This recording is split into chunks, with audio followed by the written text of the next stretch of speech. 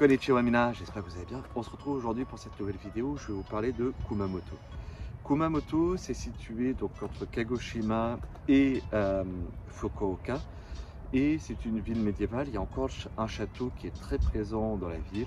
Et j'ai eu le droit à des super expériences. Je vous en parle un petit peu plus tard dans la vidéo. Vous allez voir, c'est assez extraordinaire ce que j'ai eu. Donc j'y suis allé parce que je connaissais le château de Kumamoto, j'en avais entendu parler, je ne sais plus par quel moyen, je ne sais plus comment.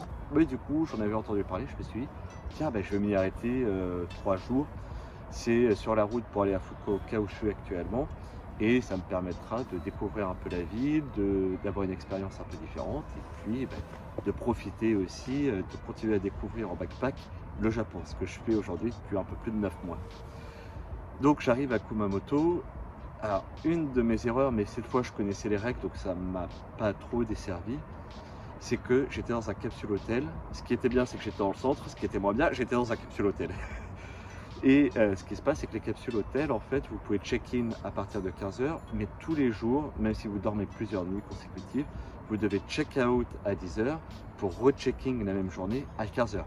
Par contre, vous avez quand même le droit de garder votre casier et de laisser vos affaires dedans. C'est juste que vous devez être en dehors de l'hôtel de 10 h à 15 h tous les jours. C'est à peu près la même règle pour tous les capsules hôtels. Donc, soyez-en avertis si un jour vous prenez un capsule hôtel. Donc, je suis arrivé. Je en ai profité le premier soir. Je me suis un petit peu baladé. J'ai fait les différentes galeries. Et puis surtout, ben, j'avais envie de boire une bière. Je me suis dit, ça fait un moment que je voulais profiter de la ville. J'avais envie de faire autre chose. Et donc, l'occasion s'est présentée, j'ai vu un pub anglais, et c'est là mon petit conseil de d'habitude, c'est aller dans les pubs anglais. Je veux dire, si vous n'avez pas un super niveau de japonais ou si vous ne parlez pas japonais, profitez des pubs anglais, car c'est les lieux où vous allez pouvoir rencontrer des étrangers qui vivent dans la ville, ou alors des étrangers qui sont des touristes, ou alors encore des japonais qui vont parler anglais. Donc c'est vraiment un des meilleurs spots si vous voulez pratiquer votre japonais, ou à défaut si vous ne parlez que anglais, de pouvoir rencontrer des gens avec qui vous allez pouvoir discuter en anglais, et des fois ça fait du bien.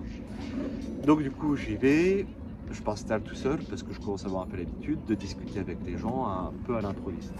Et là je me retrouve à saluer un japonais, et la suite est dingue. C'est-à-dire qu'il ressortait d'un mariage, c'était un groupe de 5-6 amis, et cette personne-là, du coup, on s'est retrouvés à passer la soirée ensemble, à discuter. Une des japonaises qui était présente parlait extrêmement bien anglais, donc, parce qu'elle avait fait un PVT au Canada, donc on a eu l'occasion d'échanger, de discuter, de justement parler aussi de voyage. Ce qui est bien aussi avec ces visas-là, les Working Holiday, c'est que vous pouvez rencontrer plein de nationalités qui font ces actions de visa, et c'est assez sympa. Et on discute, on passe la soirée, franchement extraordinaire. Je me suis fait inviter, incapable de payer quelque chose. Je passe vraiment une très bonne soirée. Et à la fin de la soirée, il me dit, écoute, tu sais quoi, t'es nouveau au Japon, t'es étranger, j'ai envie de te faire découvrir la région de Kumamoto parce que je travaille ici, je suis coach de vie, et j'ai envie de te partager quelque chose que tu ne vivras pas forcément si tu passes par les circuits traditionnels. Je me dis, écoute, pourquoi pas. Je prends toujours un a priori parce que quand on a un coup dans le nez, on n'est jamais sûr de ce qui peut se passer. Je dis, écoute, ok, ben, et il me propose du coup de m'emmener visiter le château de Kumamoto. Je me dis, ben, très bien, on fait ça, on va visiter le château de Kumamoto.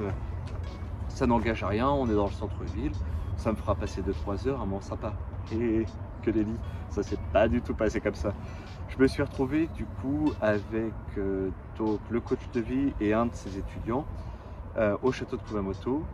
Bon, déjà, je passe la petite anecdote, mais il est arrivé en Lexus Sport, somptueux.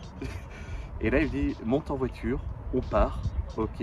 Et il m'a emmené visiter donc du coup Asosan, qui est un volcan qui est en activité à côté de Kumamoto.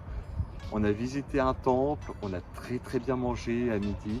Il m'a emmené sur toutes les crêtes autour pour voir le volcan. J'ai passé une journée extraordinaire avec eux. Ça a été vraiment très enrichissant culturellement, très enrichissant aussi en termes de japonais. Et parce que je parlais uniquement japonais pour l'occasion, ils ne parlaient pas du tout anglais.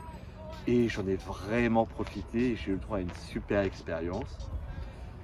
Je les remercie d'ailleurs, hein. Arigatou gozaimasu, Mena, si vous regardez la vidéo. Et du coup, le lendemain, j'en ai profité, j'ai fait le château de Kumamoto.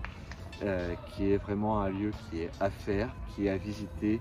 Il y a plein de choses à faire à Kumamoto. Si vous avez l'occasion d'y aller, profitez-en pendant 2-3 jours. Et puis après, j'ai pris mon train, je suis arrivé à Fukuoka, mais ça, c'est une autre histoire, je vous raconterai dans la prochaine vidéo. Je vous remercie en tout cas de toujours suivre mes vidéos. On est de plus en plus nombreux, je vous remercie. Puis si vous avez des questions, n'hésitez pas. Je vous remercie et je vous dis ciao.